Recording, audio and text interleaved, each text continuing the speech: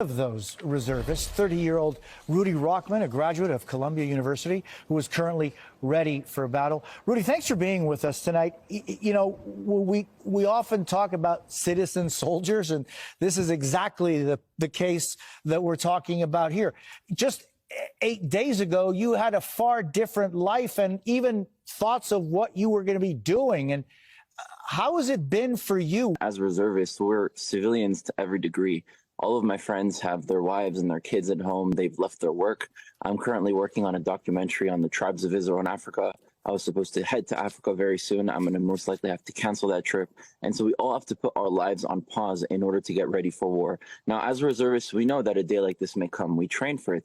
And unfortunately, we're at war. This is not a war that we chose. We don't want to take life. We don't want to have to even be put into position to defend life. And I don't think the Palestinians chose this war either. It's Hamas that chose this war. It's Hezbollah that chose this war. It's Iran that chose this war. And they clearly have a goal to take the Jews and to drive them into the sea. And that's why we're here.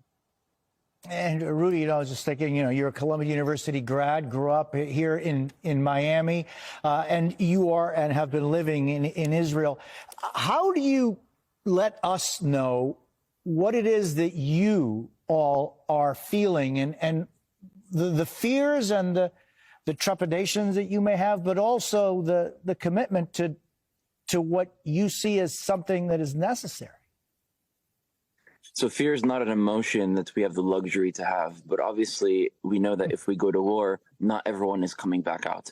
So this is something that we take very seriously. We're not in a situation where we're looking for war and saying, yes, we can't wait to go in. Not at all. We don't want to have to go to war. It's not a video game. It's not a movie. It's real life. And that's the same thing that happened to us on Saturday. Shabbat morning, it was also Sukkot, which is a holiday for the Jewish people. And I'm with my family, and all of a sudden I get a call in the morning saying, you have to come to base. And a few hours later, we were on the border of Gaza fighting in Kfar Aza, which is one of the villages that was hit the worst. And we see the most horrible things that you could ever imagine. The amount of bodies that I saw, I can't even count at how many. And they were burnt, they were cut to pieces, they were shot up, they were stabbed.